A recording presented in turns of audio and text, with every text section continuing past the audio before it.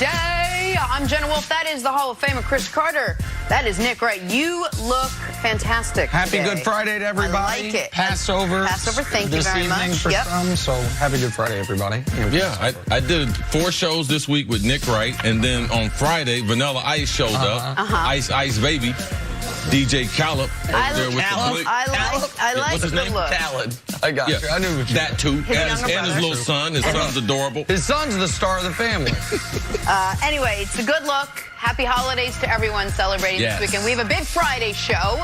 The Los Angeles Lakers have a new reason to worry about signing another star. Ben Simmons, boy, he bounced back in a big way.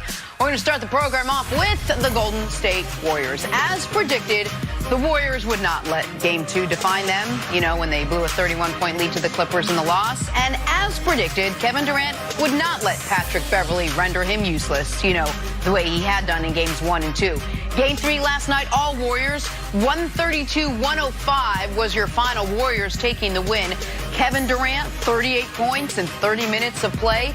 After the game, vintage KD was asked if he had anything to prove. I've been in for 12 years. I'm 30. I don't need to show nobody nothing at this point. He was aggressive from the start at both ends. He attacked. You know, he said it yesterday. He's Kevin Durant, and so he showed everybody who Kevin Durant is. Okay, over the last month or so, you've been, you know, pass first, been distributor for the team. That's not true. That's not? No, I don't pass up shots. I just play within the offense. Oh, I say, okay. Well, you've been more of a distributor. Is that safe to say? Yeah, it's because how we play. Okay, that's fine. Tonight, you wasn't, right? Yeah, because Coach called more plays for me to start. Okay, so moving forward, do you think that it will be a game-by-game basis as far as how you approach the game?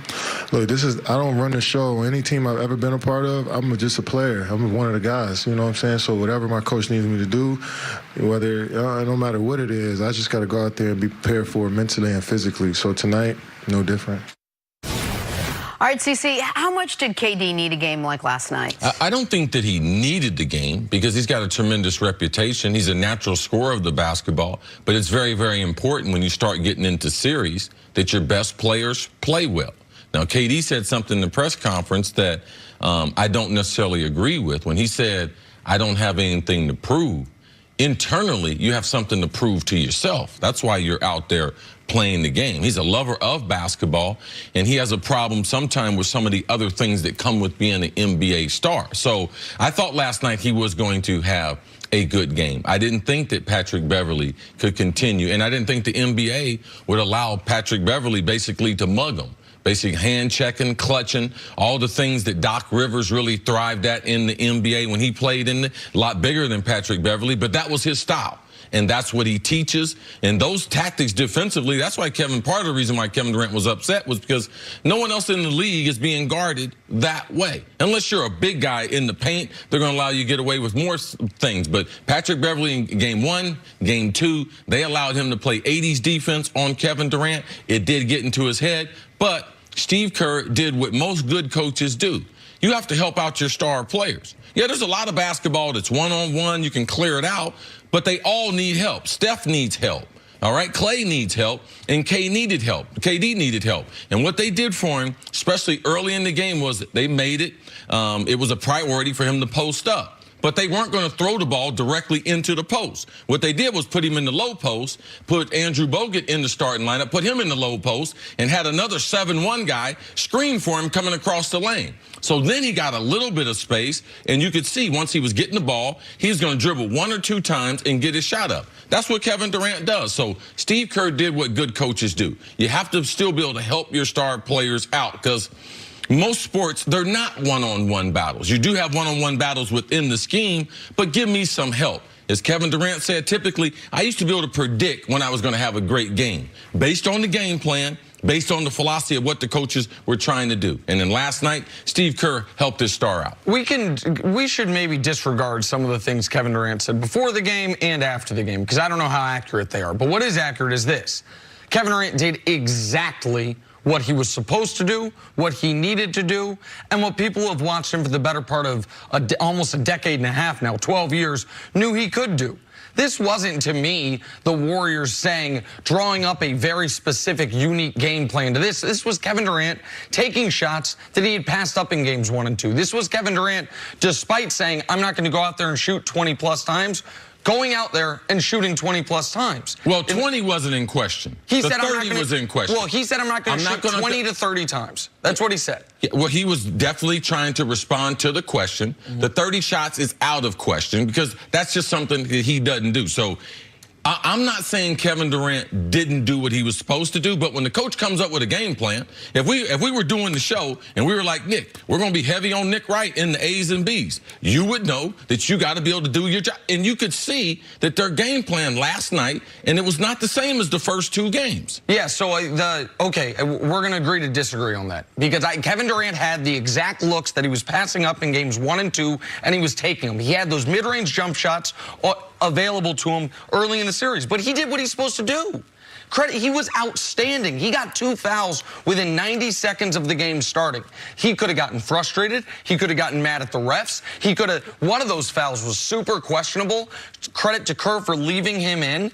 And he was great. He was the Kevin Durant that we know exists and that we know can do this, not any night because you can't be that efficient every night, but he is a threat on any given night to go for nearly 40. Like, Steph was in foul trouble. Steph picked up his 3rd foul midway through the 3rd quarter. KD stepped up again. Steph picked up fouls in the 3rd, or midway through the 2nd quarter, picked up his 3rd foul. And then the 3rd quarter picked up his 4th. KD stepped up again. He didn't even have to play in the 4th quarter. He was great. He was the exact guy that Steve Kerr, when he gave his press conference, saying, I think Kevin's going to take 22, 30 shots. Be more aggressive, be more assertive. That's exactly what he was. And that's what he was supposed to be. So he can say this was just, it had nothing to do with games 1 or 2. I don't believe that. Kevin Durant is as aware of the commentary surrounding him as anyone in basketball. Right, I agree with you on that part. He was sometimes great performances are forced out of you. Yeah. And his team needed it. Boogie Cousins is hurt. So they had a couple days to be able to prepare. They're putting Bogut into the lineup. And if you look at, why is this series tied up 1-1? A lot was because of that time that they fell asleep in the second half. But they had to have a tremendous amount of confidence. They had a 20-point lead in game number 1, a 30-point lead in game number 2. So as we saw last night, they had another 20-point lead in the game. So I'm sure they had a lot of confidence.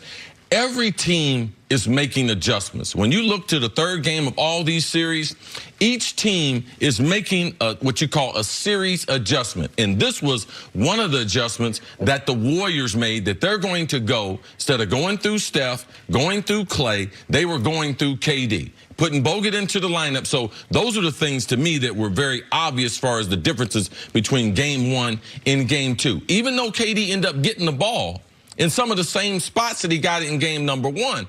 How he got it, I thought, was very different, especially early in the game. But I'm sure the Warriors never thought they were even going to have to get to the point where they had to make adjustments in the first opening round of the playoffs against the Clippers. How much of game 2 do you think was a wake-up call, if you will, for both the Warriors and for Kevin Durant? Absolutely. You lose your starting center and you blow the biggest lead in NBA playoff history. They came out in that first quarter with the playoff intensity, and they did what the Warriors have done so often over this 5-year run, particularly the last 3, which is they have shown the ability on both ends of the court to clamp you down. Yeah, that's important. I mean, what they did defensively in that first quarter, now the Clippers went on a little bit of a run to cut it to 17 at the end of the first quarter, but Draymond is flying all over the place, playmaking. You have Bogut is in there all of a sudden looking like the guy who just won MVP of his Australian league. Durant was doing it on both ends. Clay hasn't had a good shooting night yet in this series, but he's playing. The Warriors instantly became the world-destroying force they wanted to be. And when KD's hitting those 17-footers that aren't touching anything but the bottom of the net's barely moving, when they play like that, nobody's beating them. One thing I've seen with the Warriors, and I really respect it, the camaraderie that they have as a group. And even before KD got there, whenever one of their star players, when their guys in their core group struggle, they go out of their way. When Iggy was struggling, they went out of their way to get him back into a groove. When Steph was struggling in the finals, before KD got there, they went out of their way to get him into the flow. We have seen with Clay, the way he started the season, Draymond, they have done these things. They did the same thing for KD last night. It's the sign of a great team, a great organization. One of the things that gets Nick upset is it's a luxury. KD don't have to play like this every night. When all the other top 5 players, when they have an off night, you end up losing. They get criticized. But KD has the luxury because he's been in Golden State the last 3 years. I understand and respect that. Well, and I want to say one thing, because I'm very critical of Kevin Durant for some of the stuff off the court. What he did last night was spectacular. He answered, he had scrutiny on him, unlike he's had at any point this season. The Warriors, for the first time all year, they weren't in a must-win game, but this was the highest leverage game they've played all season, right? The first game that if they lose, we'd be like, whoa. Yeah. And he was the best player on the court by a country mile. He was spectacular from the first moment of the game to the end of the third quarter when he checked out of the game, and they took total control back of the series. There was one other athlete who had that pressure on them last night to step up in a big way for their team, and that was Ben Simmons for the Sixers. How was he able to lead his team to victory without Joel Embiid? That's next on FS1. You can always check us out on the Fox Sports channel on Sirius XM. We'll be right back after this.